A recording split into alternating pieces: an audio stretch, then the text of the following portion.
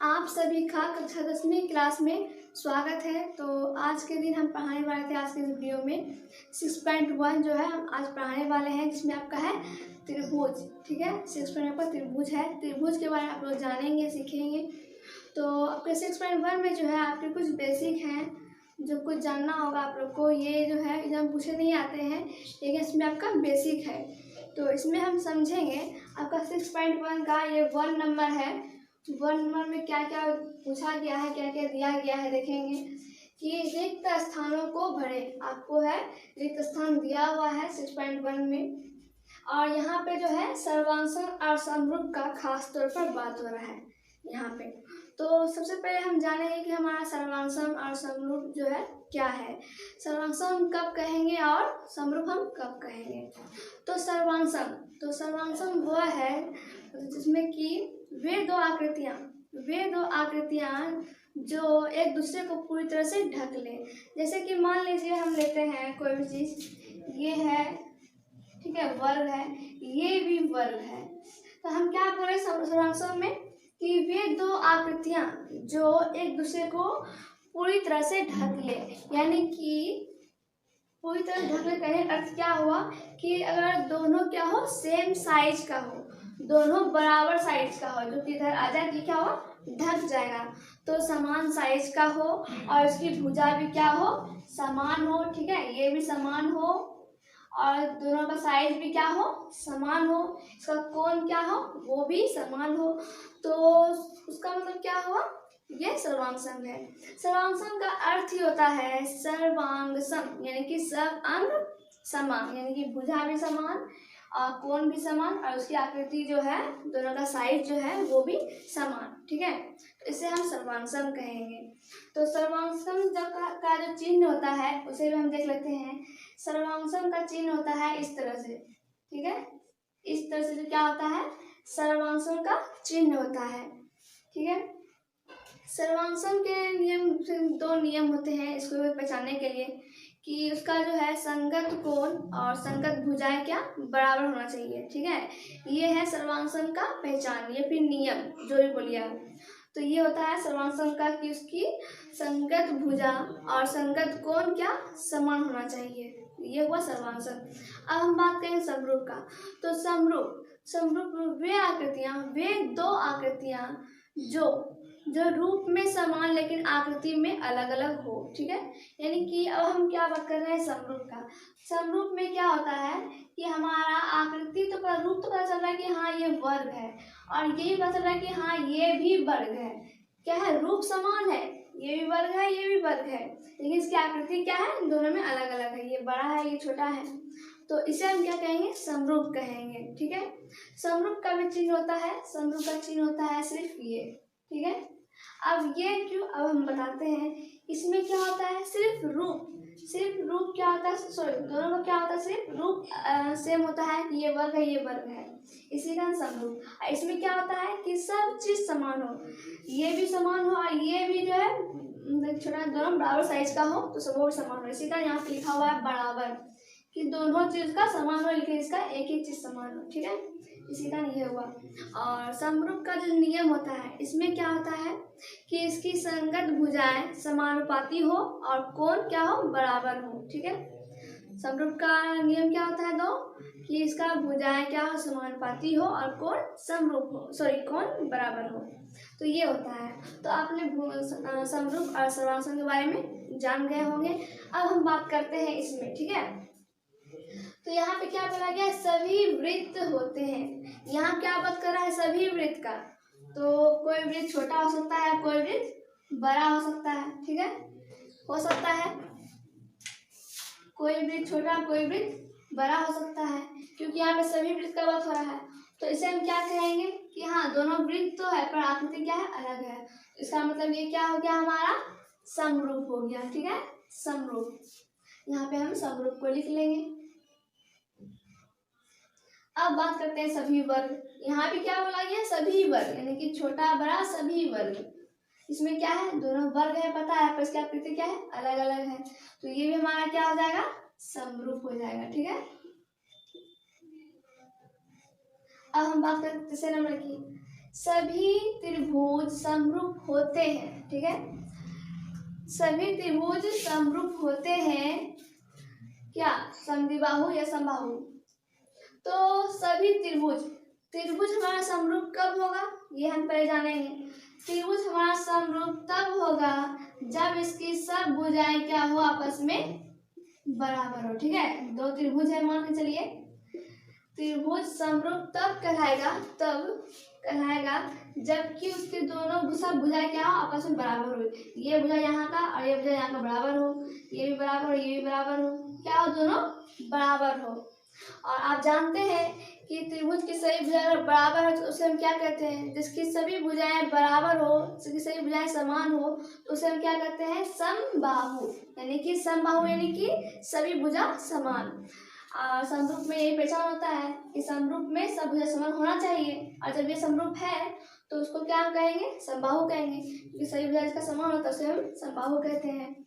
तो ये हो जाएगा आपका समबाहु। तो यहाँ पे हम क्या लिखेंगे, समबाहु, ठीक है।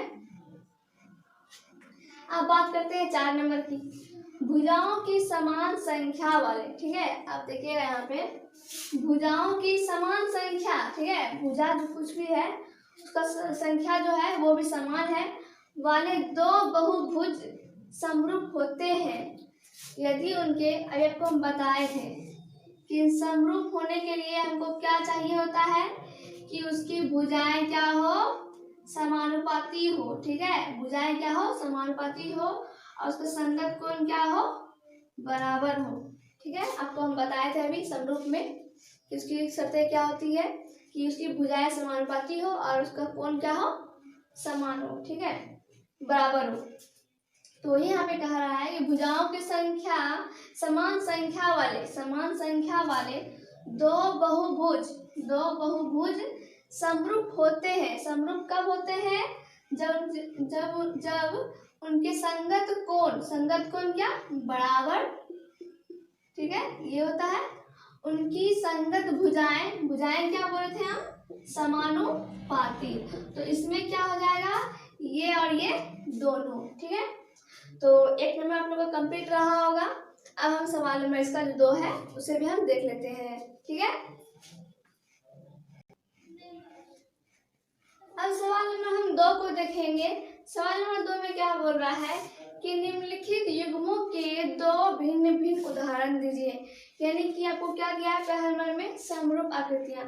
समरूप आकृतियां कब होती है, आपको उदाहरण देना है 2 को, ठीक है।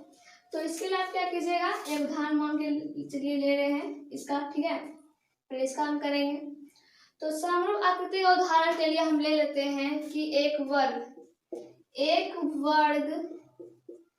जिसकी भुजा, ठीक है, एक वर्ग जिसकी भुजा 4 cm है, ठीक है, और एक वर्ग और है जिसकी भुजा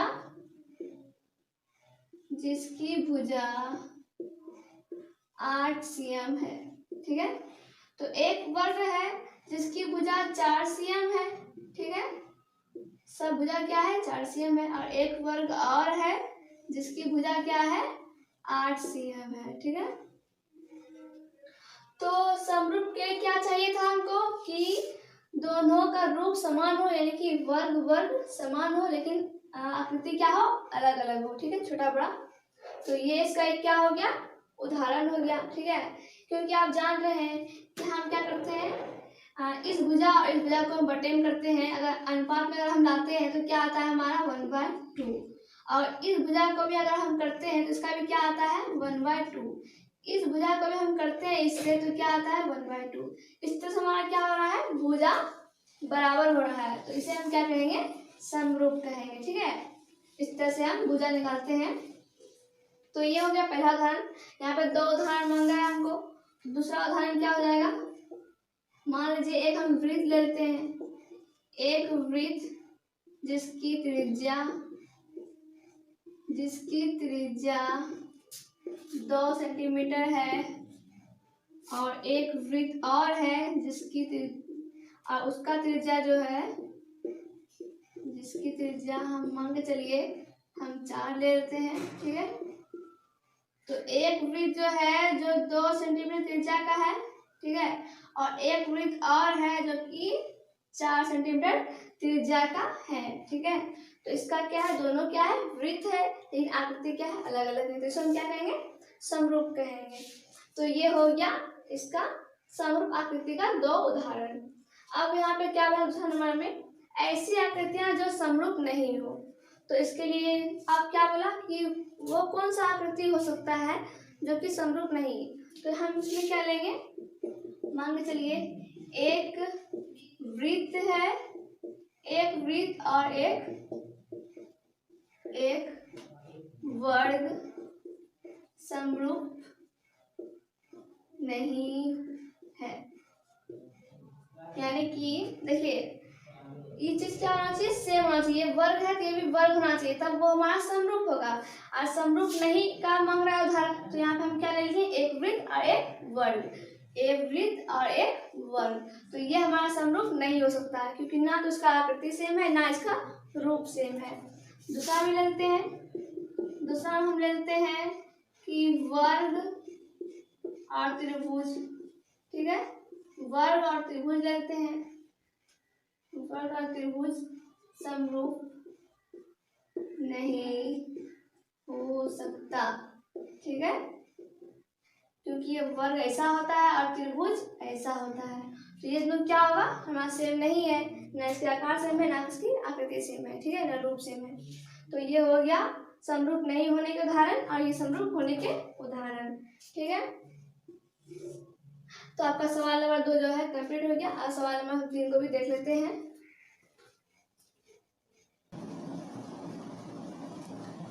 अब हम सवाल नंबर 3 देख रहे हैं, देखेंगे इसमें क्या आप देख रहे हैं कि पहले क्वेश्चन पढ़ेंगे। बताइए कि निम्नलिखित चतुर्भुज समरूप है या नहीं, ठीक है। आपको चतुर्भुज जो है दिया हुआ है और पूछ रहा है क्या ये समरूप है या नहीं। तो समरूप होने के लिए जो 2 शर्तें होते हैं वो क्या होते हैं कि इनकी भुजाएं समानुपाती हो। तो पहले इसको हम देख सकते हैं, भुजाएं समानुपाती। तो यहाँ हम क्या देख रहे हैं, भुजाएं समानुपाती। समानुपाती कहने का अर्थ क्या हुआ कि समान अनुपात में, समान अनुपात में। और अनुपात मतलब क्या हुआ कि बटे, यानी कि भाग, यानी कि इसका इसमें भाग। अगर इस भुजा का भाग इतना आता है तो इस भुजा का भाग भी उतना ही आना चाहिए। तो उसे हम क्या कहेंगे, भुजाएं समानुपाती। तो हम क्या देख रहे हैं यहाँ पे, मान के ये लेके चल रहे हैं और ये, तो 1/5 यहाँ पे क्या है 3, 0.0, 1/2 और में कट जाता है, ठीक है। इसका भी लेके अगर हम देखते हैं इसमें तो क्या होगा 1.5 फिर 3 करके फिर इसका भी 1/2। तो इसका भुजा का जो अनुपात है, इसका और इसका जो अनुपात है तो वो क्या है, हमारा सेम है, ठीक है। भुजाएं क्या है, समानुपाती है। और दूसरा शब्द जो होता है हमारा क्या होता है कि भुजा उसकी संगत कोण बराबर हो, यानी समान हो। तो इसका कोण जो है, इसका कोण तो 90 डिग्री होता है, हमको पता है, ठीक है। लेकिन ये जो इस तरह का जो त्रिभुज है, चतुर्भुज है इस तरह का, इसमें हमको पता नहीं है कि ये 90 डिग्री का होगा, ठीक है, ये 90 डिग्री का नहीं हो सकता है। और हमको वर्ग में पता है कि वर्ग का चारों भुजा क्या होता है, 90 डिग्री का होता है, और इसमें हम नहीं बता सकते हैं। तो इसी कारण यहाँ पे क्या हो गया कि संगत भुजाएं समानुपाती है, लेकिन इसका संगत कोण क्या है, बराबर नहीं है। यहाँ पे लिखेंगे इन आकृतियों के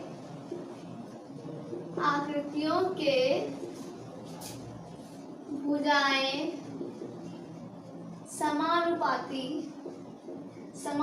यानी कि सब जगह क्या है, सेम मान आएगा, ठीक है, 1/2 1/2। तो इन आकृतियों के भुजाएं समानुपाती है, लेकिन इन आकृतियों के कोण क्या है, कोण बराबर नहीं है, ठीक है, कोण बराबर नहीं है, इसलिए यह चतुर्भुज समरूप नहीं हो सकता। ठीक है, नहीं हो सकता है, यही आपको इस सवाल में पूछना यहाँ पे था कि यहाँ पे तो कि भुजाएं समानुपाती है, लेकिन इनका मतलब कोण क्या है, समान नहीं है। और जब कोण हमारा समान नहीं है तो क्या हुआ, इसका मतलब कि हमारा त्रिभुज समरूप नहीं हुआ। समरूप होने के लिए हमको दोनों चीज चाहिए, लेकिन इसमें कोण क्या है, हमारा नहीं है, तो इसी का ये क्या है, समरूप नहीं है। तो आज 3 नंबर का सवाल खत्म हुआ आपका 6 पॉइंट जो है आज खत्म हो गया। ठीक है, इसमें बेसिक था, इसमें क्वेश्चन पूछे नहीं आते हैं, आपको पूछे जाएंगे 6.2 से। तो अगले वीडियो में हम 6.2 पढ़ेंगे। और जो चीज़ वीडियो देख रहे हैं पसंद आए तो लाइक शेयर सब्सक्राइब जरूर कर लें और ज़्यादा से ज़्यादा मेहनत करें। Thank you.